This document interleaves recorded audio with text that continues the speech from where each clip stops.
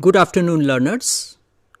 Today we will start with a very important as well as interesting discussion, especially the learners who are from MSc Zoology. Now, you know that perhaps from your program guide that in semester 4 you have MSc project or MSc dissertation, which is MSCZOO 001. Now this project, it has 4 credits, and according to the syllabus, it is included in the 4th semester. But you can start this particular dissertation or project work right from your 3rd semester also. So that if you are now in your 3rd semester, you can start working on the project or working on the dissertation. This is point number 1. Now, first of all, before we go into the details of this dissertation, now what we really want you to learn in this dissertation. First point is, mind that this project is not a review work. That means, it's not that you read one paper and write a review article or write a review, not that. You have to work in a laboratory. You have to acquire hands-on training, because what we want is your skill. Because as per the National Education Policy, the thrust is on skill enhancement.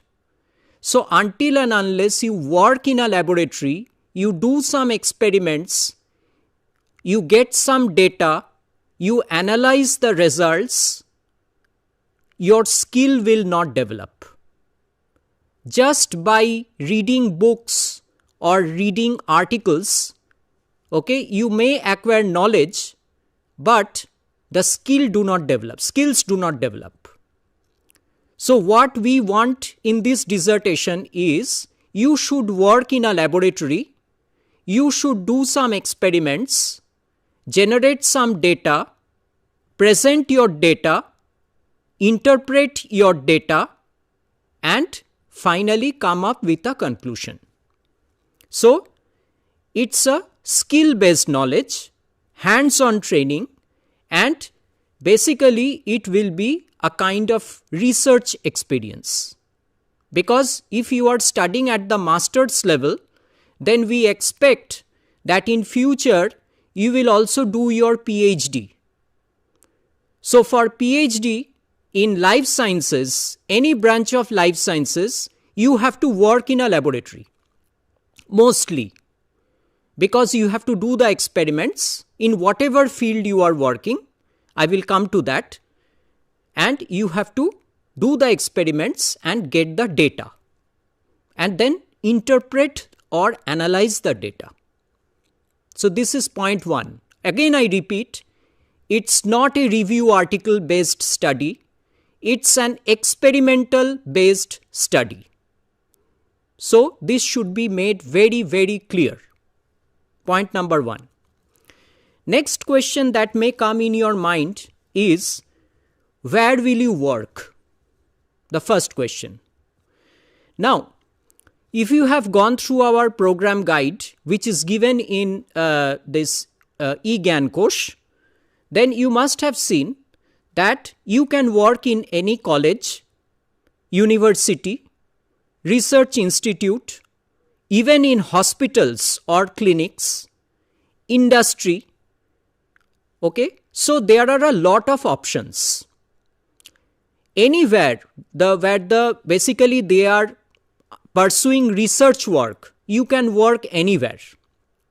Depending on which area you want to work, what is your choice? Because in zoology, there are a lot of options.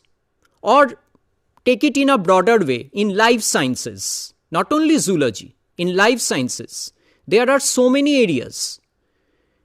And depending on your choice, you can choose a lab. It can be from a college, it can be from university, state or central university, it can be any national research institutes, hospitals, clinics, industry.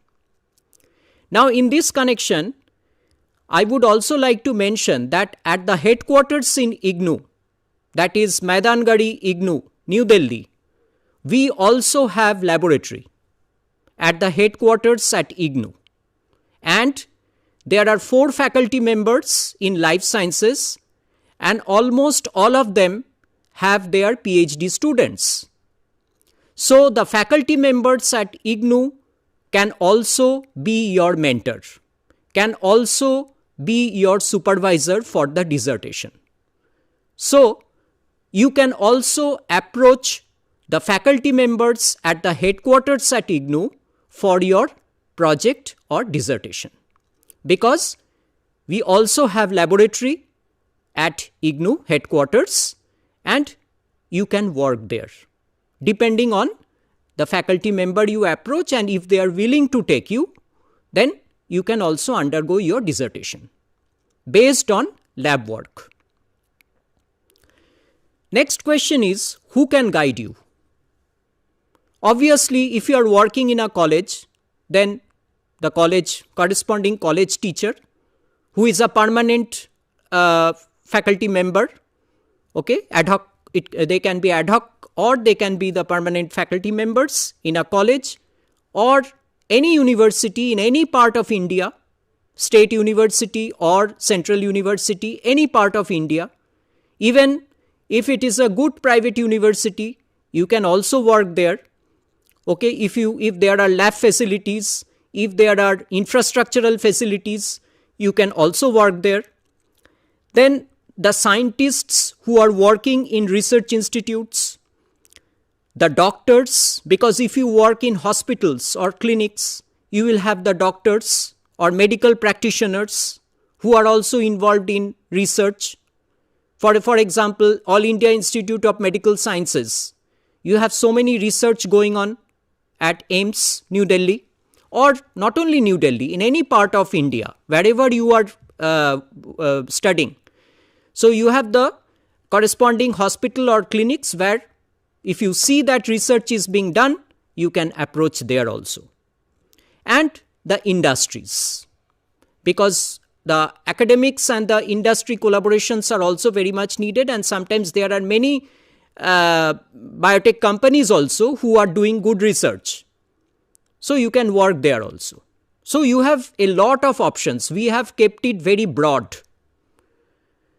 And again, I repeat that you can also do your dissertation at the IGNOU headquarters. You can approach the faculty members, the 4 faculty members of life sciences at the IGNOU headquarters, because the faculty members are also supervising PhD students, and so they have the full expertise to supervise you. Next question is, which area should you work? Or if you have this question, which area will I work? Now the thing is that although this is MSc Zoology program, it does not mean that you have to work exclusively with zoology only, or any field which is related to zoology only. You can work in any branch of life science. Okay, because again, according to the National Education Policy, it is multidisciplinary or interdisciplinary approach. So the subjects are very much interrelated or interconnected. You are doing MSc in zoology does not mean that you cannot work with botany, or you cannot work in microbiology, or you cannot work in bioinformatics or biochemistry, biotechnology, molecular biology, genetics. You can work in any of the areas. So if you want to work in zoology, you have seen that in your theory, you have a lot of courses: molecular biology, biotechnology, immunology, cell biology, genomics and proteomics, bioinformatics, biostatistics, parasitology, aquaculture, animal behavior, entomology. You have so many subjects. But these are all zoology based subjects. Not all, most of them are zoology based subjects. And there are some interdisciplinary subjects like molecular biology, genetics, genomics and proteomics, okay, bioinformatics. These are applied not only in zoology but also in botany. Even if you want to work with plant science like botany, plant physiology, we are open to it. You can work in any branch of botany also, plant physiology, or let's say you want to work with anatomy, plant anatomy, okay, or you want to work with taxonomy. So we are also open to it. You can work there also. You can approach any botany faculty member also to do your MSc dissertation work. Because ultimately we want you to gain hands-on training in whatever area it is possible. So the other areas might include botany, microbiology, genetics, any branch of medical sciences, pharmacy, ecology, wildlife, conservation biology, nanotechnology, nanobiology. So you can work in any of the areas. We have given you a lot of choices, but we want you to have hands-on training. Laboratory skills should be developed. Because in science, remember that theory alone is not sufficient. You have to work in a laboratory. This is very, very important. You have to gain hands-on training. Only then you gain a sound theoretical knowledge. Otherwise, that knowledge is useless in science. So, this has to be kept in mind and accordingly you should proceed. Next point is the eligibility criteria of the supervisor. Now the person, whom will you approach? Whom will you approach to be your mentor or to be your supervisor or to be your guide? So we have set certain points or checkpoints. Number 1, the supervisor should be a postgraduate in life sciences in any branch of life science. Again, botany, zoology, microbiology, biotechnology, molecular biology, bioinformatics, biochemistry, environmental science, medical science, pharmacy, MBBS, who is connected with life science. So, a postgraduate in life sciences or allied sciences. Plus, the person should have a minimum of 2 years of research or teaching or industry experience. So this is one criteria. Another criteria can be, or the supervisor should have a doctoral degree and working in university, college, institute, research organization or industry. So that will also do. Or the supervisor can be an approved IGNOU academic counselor at the learner support centers, program centers or the study centers. But it is preferable that the academic counselor should have a PhD. And of course, I repeat, the IGNOU faculty members. The 4 faculty members who are there in life sciences discipline at the IGNOU headquarters. And you will find that there is a consent letter of supervisor which is also attached. So that consent letter of the supervisor, that has to be filled up. I mean, it will be required during the submission of your dissertation project. So make sure that whoever you apply, whoever you approach, that consent letter has to be filled up by the supervisor, which will say that the supervisor is willing to guide you or willing to supervise you. So I think that should be in Annexure 1. So you download the Annexure 1 and you give it to your respective supervisor so that he or she can fill it up and give it back to you so that you can submit it during the time of submission of your project or dissertation. Next point is, I just want you to show the, just 1 or 2 minutes to show you the laboratory facilities which is available at the IGNOU headquarter. So as you can see here in the first in my PDF, you will see that I have given the just a glimpse of the laboratory which is present at the IGNOU headquarters. So you will be able to find out that the space is quite adequate and there are quite a number of facilities available in the laboratory which we can make use of for your dissertation. This is another kind of, the laboratory. So we have at least 2 to 3 such laboratories, including tissue culture facilities also. So these are the microscopes which are available. This is the laminar airflow cabinet. So the space is quite large so that we can accommodate quite a number of students.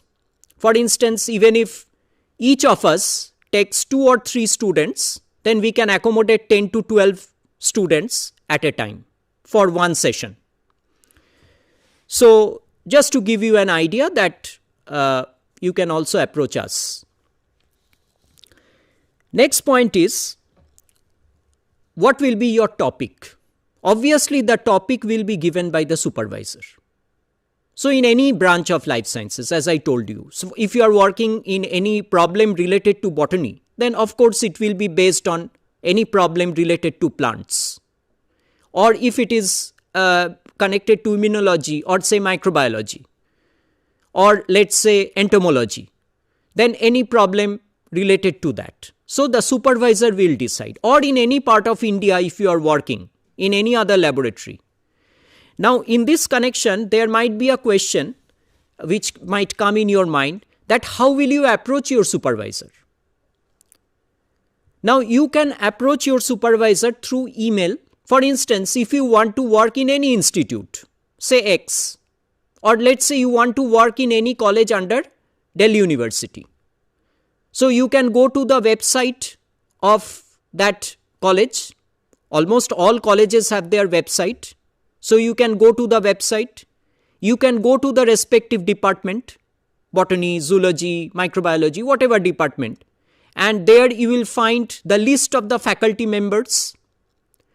Almost all of the websites, they give the details of the faculty members, including their email ID, or sometimes the contact number is also available.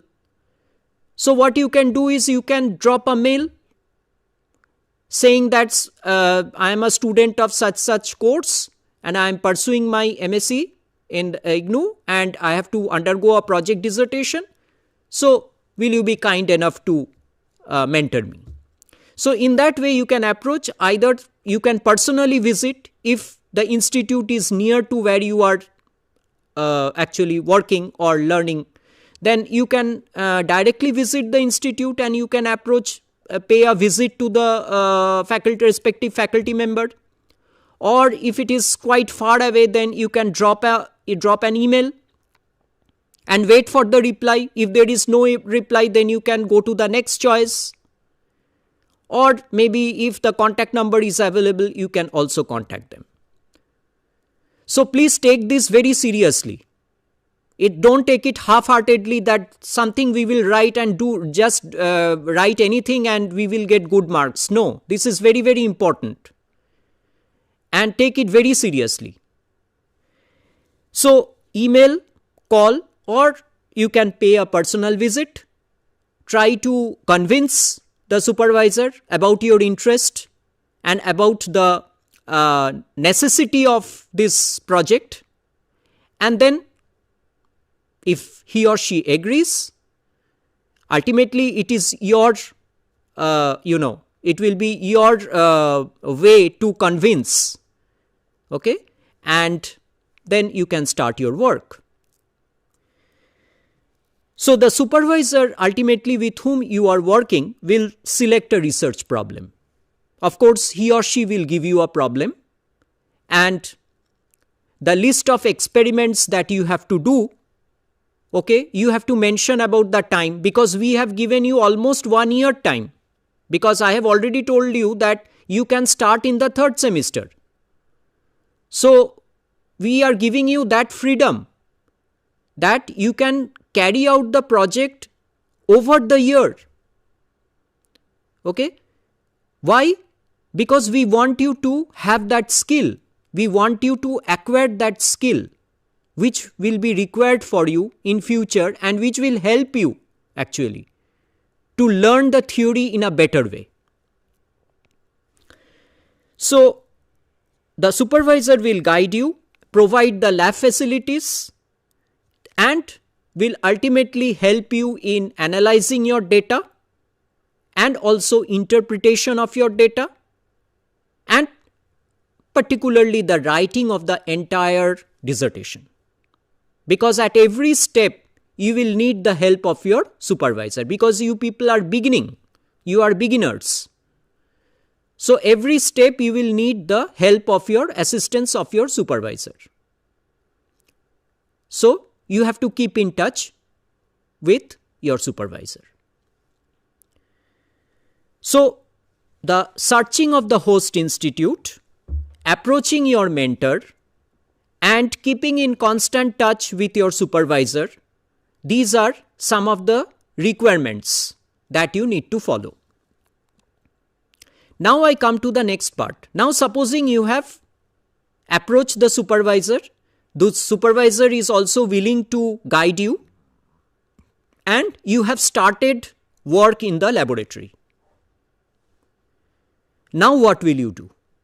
What are the steps and what kind of behavior is expected from you?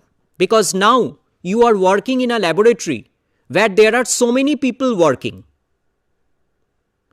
The supervisor is there, and there are a lot of other PhD scholars also, or other trainee like you who are also working in the laboratory.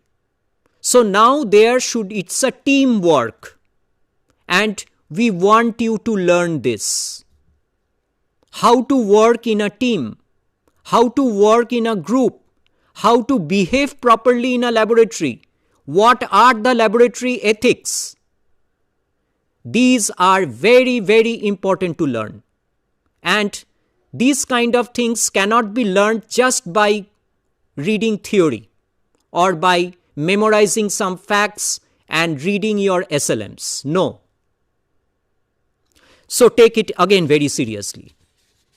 So what we want you now is maintain discipline and punctuality in the laboratory. The supervisor will tell you when to come, at what time to come, and also what is your problem, which are the papers, research papers that you need to study for background information.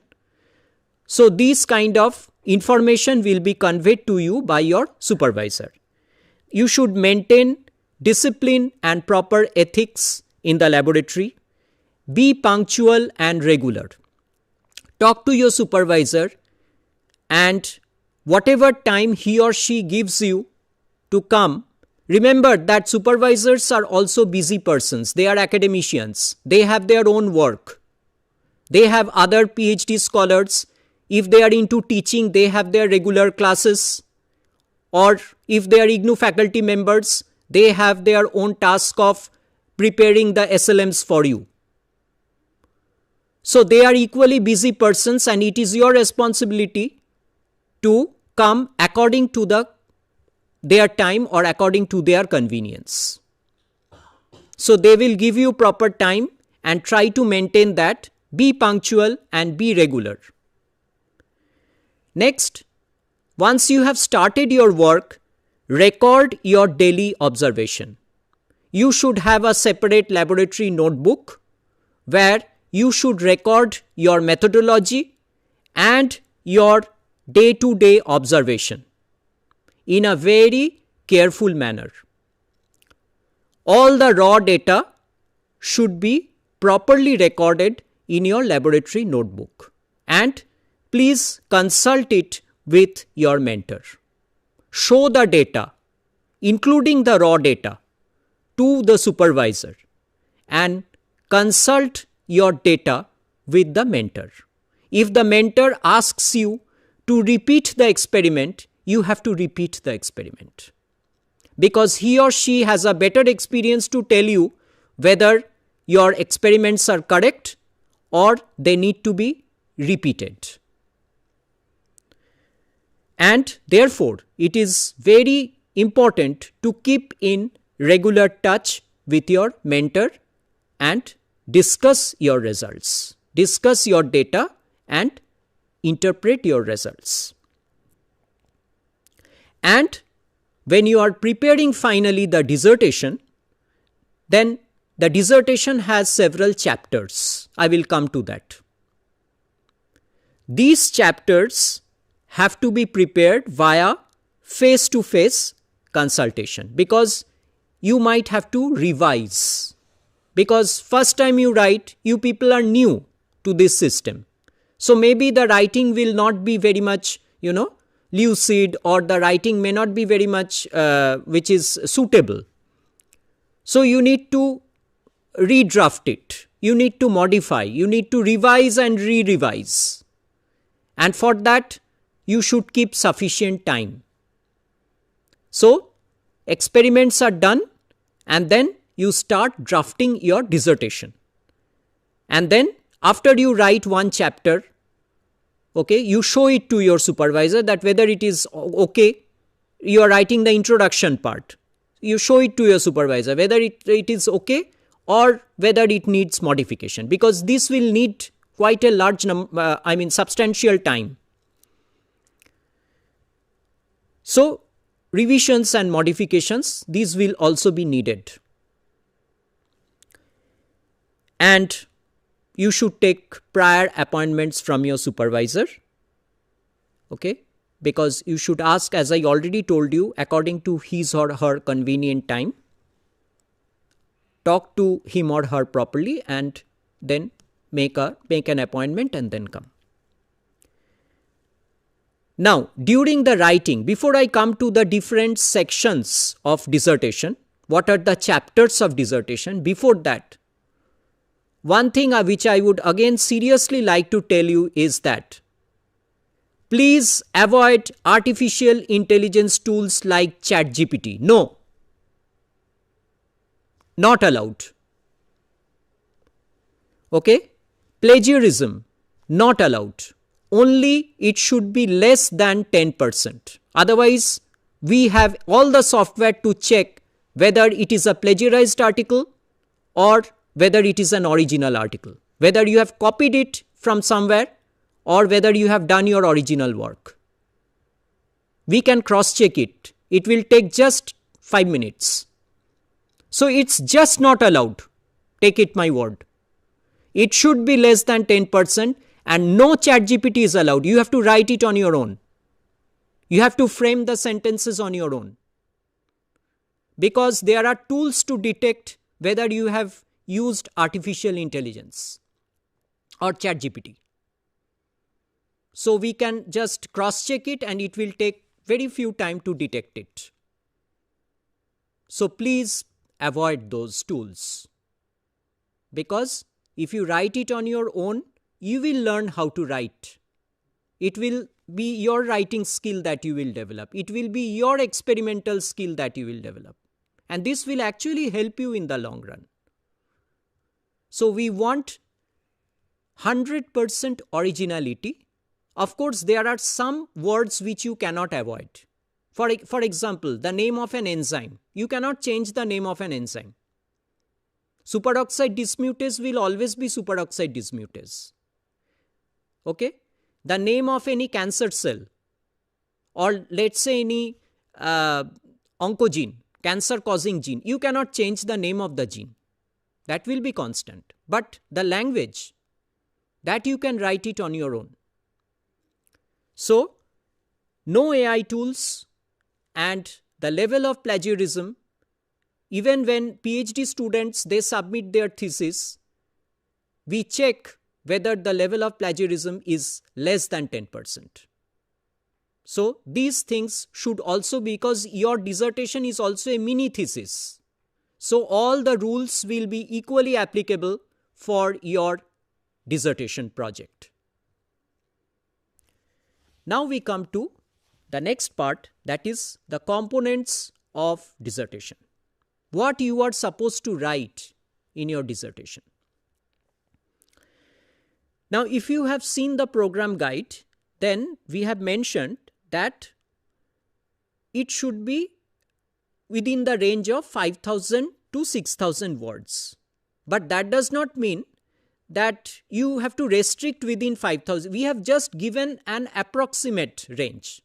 Even if it is 7,000 or 8,000, there is no problem in that.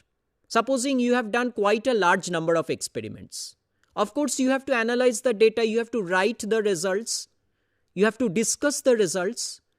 Then it might exceed the word limit, but just don't get bothered about that. If it is required, if it is justified, there is no problem.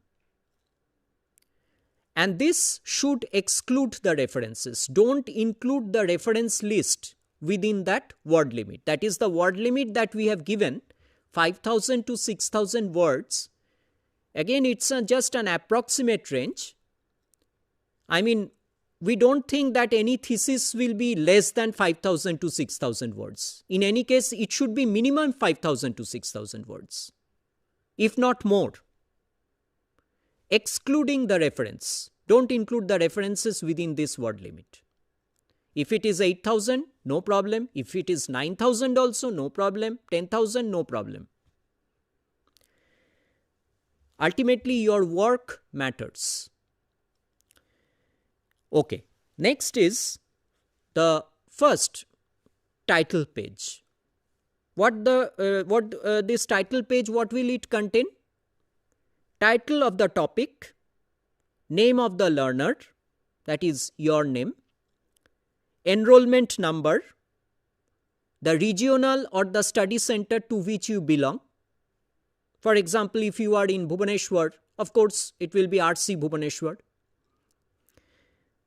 Then the regional and the study center, year, and the name of the supervisor, along with his or her affiliation and email ID. So all these information should be in the title page. I repeat, title of the topic, name of the learner, enrollment number, regional or the study center to which the learner belongs to, year, name of the supervisor, affiliation of the supervisor, and the email ID of the supervisor.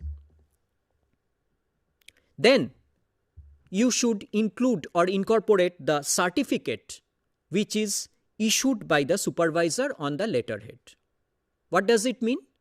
It means that after you have completed your work in a particular laboratory under your supervisor, the supervisor will give you a certificate. What the certificate will contain? Certificate will contain that such and such candidate has worked under my supervision, okay, for such and such period of time. For example, if you have started your work in January and if you are continuing till say September or October, then the supervisor will write that from January 2025 to September 2025, such and such candidate has been working under my supervision.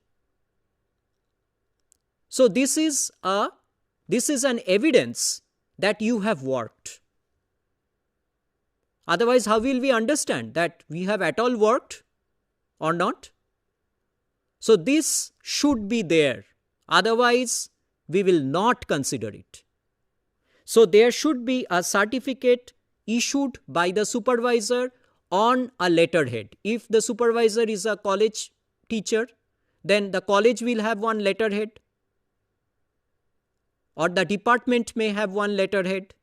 Supervisor will issue a certificate on that letterhead. Similarly, for research institutes, university teachers, anywhere, doctors, anyone, industry personals. So the letterhead which will contain the certificate of the supervisor. So after the title page, you have to place that. Next, certificate of originality. You will find it in Annexure 3. Certificate of originality means that the work which you have done is original work. It is not duplicated work. You have not copied it from anywhere. It is not plagiarized. So your supervisor has to give that declaration and you have to give that declaration. Both of them have to provide that declaration. That the certificate of originality.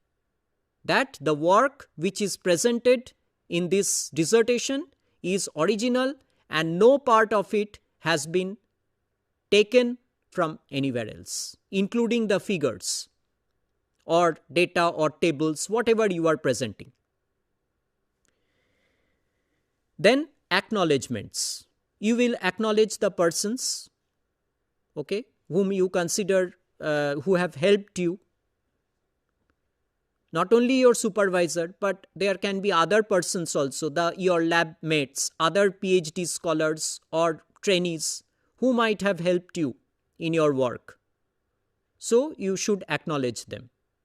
And there should be a separate page for acknowledgement section. Then the table of contents. Table of contents means that you have to list what have you included in your thesis or dissertation, including the page numbers. So the list of contents or table of contents will have the list of chapters together with the corresponding page numbers. Then there should be an abstract. Abstract, what is meant by an abstract? Abstract means it is a section which has entire work in a very compressed form. Whatever you have done, whatever work you have done, if somebody asks to mention it in a shortened form or brief form in 200 to 300 words, then what will you write? Of course, first you will write about the background of the work. Then you will write about, maybe in very brief, you can write in the methodology, and then the results, and then the conclusion. But the word limit has to be maintained. 200 to 300 words. Here, don't exceed the word limit. Abstracts normally, they are of the range 250 to 300 words. So for abstract, you should not exceed the word limit of 300. You have to restrict within 300, and within that you have to write whatever work you have done in a compressed form. Okay? And usually what we do is we write the abstract at the end. After you have finished all your work, after you have finished drafting the entire dissertation, and you have the entire picture in your mind, then it becomes easier for you to write the abstract, because you know which points you have to leave and which points you have to include, depending on the importance of your work. Okay? Although abstract is placed at the beginning, but normally it is the most difficult part to write, because you have to write so many things in a very brief form. This is my personal opinion. You can just check it, and I think you will find it useful. Next is the introduction. Of course, introduction will have the background of the work. So introduction, usually there is no hard and fast rule that how many pages it will have. It can be 3 pages, it can be 5 pages. So introduction also contains along with it the objectives or the aims of the study. What are your aims of research or aims of your study? So introduction followed by objectives or aims of study. Then the review of literature. Review of literature means the area in which you are working, what are the background literature. That means previously in that area somebody have worked. So lots of people, or there could be quite a number of people who have worked in the same problem. Supposing you are working on arsenic stress. So you are not the first person, or the supervisor is not the first person who is working with arsenic stress, because arsenic stress is a major problem, whether in plants or in animals. So there are a lot of other scientists or university teachers or college teachers who might have worked on arsenic stress. So you make a background study, what they have studied and what are the gaps in research, what are the lacuna which you are addressing. So that background literature we generally include in the review of literature. Then the research design and methodology. You are applying, you are doing some experiments. So for those experiments, you are following some methods. You are using some materials. You are using glasswares, plasticwares, reagents, chemicals. So many things you are using. So those are the materials and methods. And then the methods. That means the protocols. Because you are doing experiments. Doing experiment means there is a method. You have to follow some method. So you have to list, you have to write those methods along with the references. Because methods, you are using somebody's methods. Some scientists or some people have already found those methods. So you should cite those references and you have to write those methods in your own language, of course. So methodology. Next, results and discussion. Now results and discussion means, now supposing you have done few analysis which you are presenting in a tabular form or in a graphical form, bar diagram or pie chart, whatever. So you are presenting your data, your graphical data, or you are presenting some photographs like microscopic data. You have taken a photograph under microscope. You have stained your sample and you are taking the photograph microscopic sample. So you have to include that photograph. So all these photographs, tables, graphs, they should be included in the results and they should be explained. That what you are getting in that figure.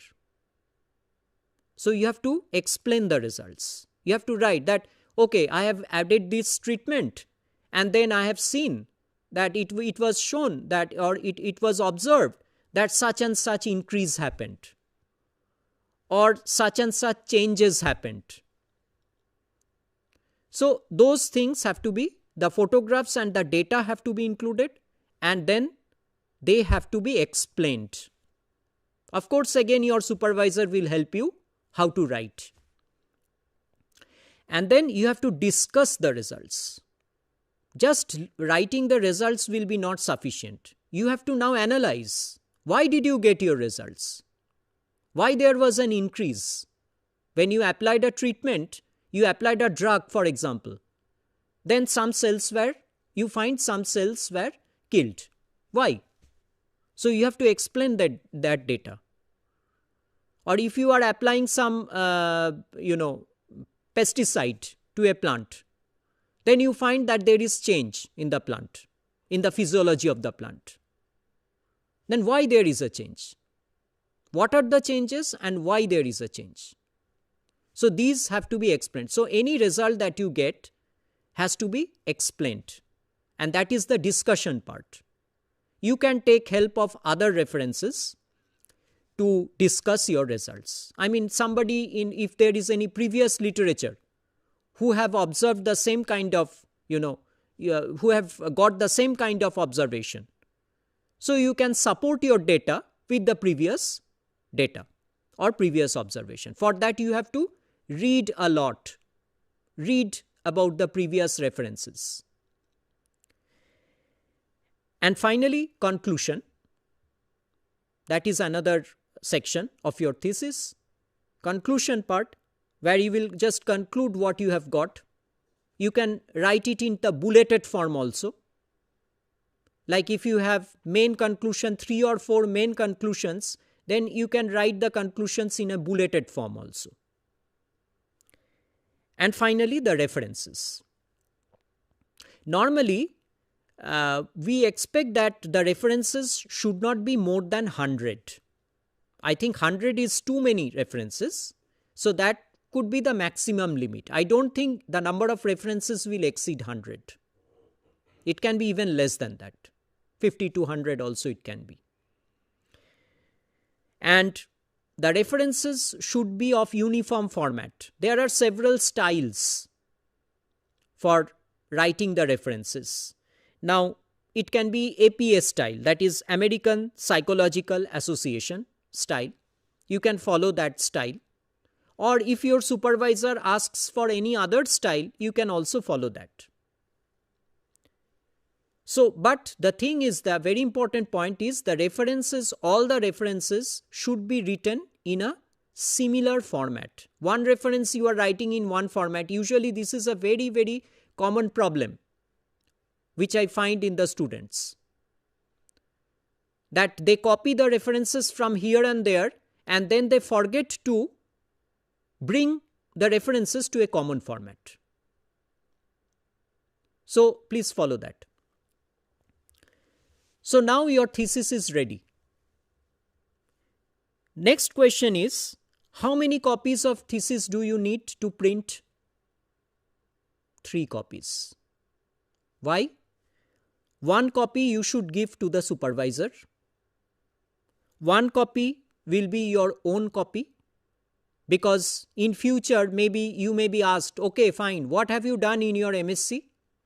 If somebody asks in your future interviews or anywhere you go, okay, let me see what have you done in your MSc dissertation, in any further interviews. Then you can show it that yes, these are the techniques or these are the skills that I have acquired during my dissertation.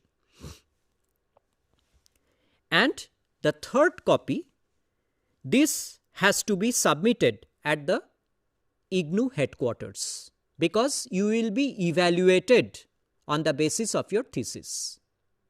So, 1 copy will come to the IGNOU headquarters, 1 copy is your own copy, and 1 copy will be given to your supervisor. And the dissertation has to be posted to Registrar SED, Student Evaluation Division, Maidangadi, IGNOU headquarters. Done. So, your dissertation part is complete and your dissertation has 80% weightage. The rest 20% weightage is on Viva voce, which I will come in the last 5 minutes before we conclude. So, another point which is important is there is a separate fee for dissertation which is to be submitted to the respective RCs. Your Viva will be held only after the payment of the respective fee. So, this is important, another very important message. Now, for the January batch, you should submit your dissertation by 30th November, and for July batch, you should submit your dissertation around by 31st May, and there is no need to submit the synopsis. That is not required. Straight away, you will send your dissertation. I mean the final dissertation. Now coming to the Viva voce. During Viva, once you have paid the requisite fees and all, now the Viva will be conducted at the Program Study Center in a face-to-face mode. Don't request for phone, email, teleconferencing, virtual mode. No, this will not be allowed. You have to be there. It has to be conducted, or it will be conducted in a face-to-face mode and at the study center, program study center with which you are connected. So during Viva, don't forget to carry the copy of your dissertation. You have your own copy of dissertation now. So please carry it so that the respective person who is conducting your Viva will have the report or will have the dissertation, and based on that dissertation, he or she can take your Viva voce. So don't forget to carry your dissertation copy. No phone, no email, no teleconferencing, no virtual mode. It has to be conducted in a face-to-face mode. So for January cycle, Viva will be somewhere in January to February, and for July cycle, it will be somewhere July to August. That is the Viva voce I am talking about. And the Viva will have 20% weightage, 80% for the project dissertation and 20% for the Viva voce. What is the minimum marks required for passing this paper, this course? 50%. So the minimum pass marks required for passing the project or dissertation is 50%.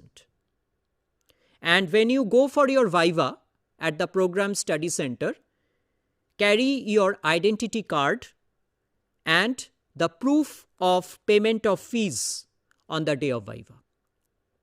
So you will be asked for both of these. So your identity card and the proof of payment of fees on the day of Viva at the respective program study center or the RCs, whatever be the case. So that you will be communicated. So these are all the protocols, or this is how the